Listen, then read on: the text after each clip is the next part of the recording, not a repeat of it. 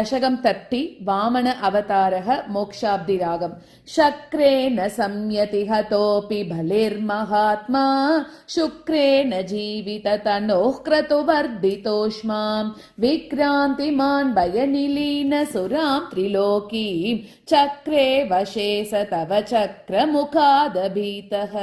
पुत्रातिदर्शनवशाददितिर्विषन्ना तं काश्यपं निजपतिं शरणं प्रपन्ना त्वत्पूजनं तदुदितं हि पयोव्रताख्यं साद्वादशाहमचरत् त्वयि भक्तिपूर्णा। तस्यावधौ त्वयि निलीनमतेरमुष्याः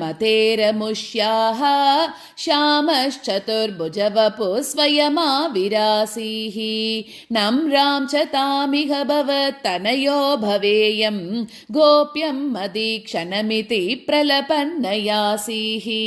त्वं काश्यपे तपसि सन्निददत्तदानीं प्राप्तोऽसि गर्भमदितेः प्रणुतो विधात्रा प्रासूत च प्रकटवैष्णव दिव्यरूपं साद्वादशी श्रवणपुण्यदिने भवन्तम्।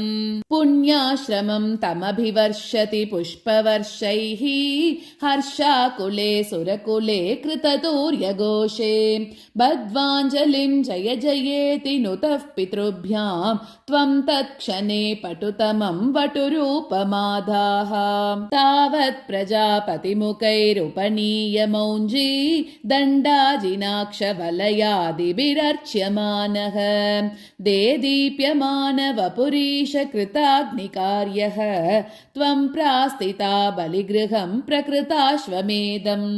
गात्रेण भावि महिमोचित गौरवं प्राक् व्यावृण्वतेव धरणीं चलयन्नयासीः छत्रं परोष्मतिरनार्थमिवादधानः दण्डं च दानवजनेष्विवसन्निधातुं तां नर्मदोत्तरतटे हयमेधशालाम् आसेदुषी त्वयि रुचा तव रुद्धनेत्रैः भास्वान् किमेष दहनो सनत्कुमारः योगीनुकोयमिति शुक्रमुखैः शशङ्के आनीतमाशु भृगभिर्महसाभिभूतैः त्वां रम्यरूपमसुरः पुलकावृताङ्गः भक्त्या समेत्य सुकृती परिपूज्य पादौ तत्तोयमन्वधृतमूर्धनि तीर्थतीर्थम् प्रह्लादवंशजतया क्रतुभिर्द्विजेषु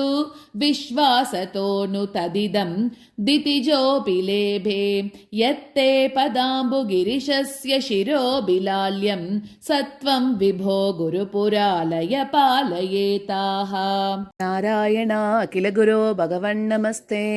सर्वत्र गोविन्दनाम संकीर्तनं गोविन्द गोविन्द।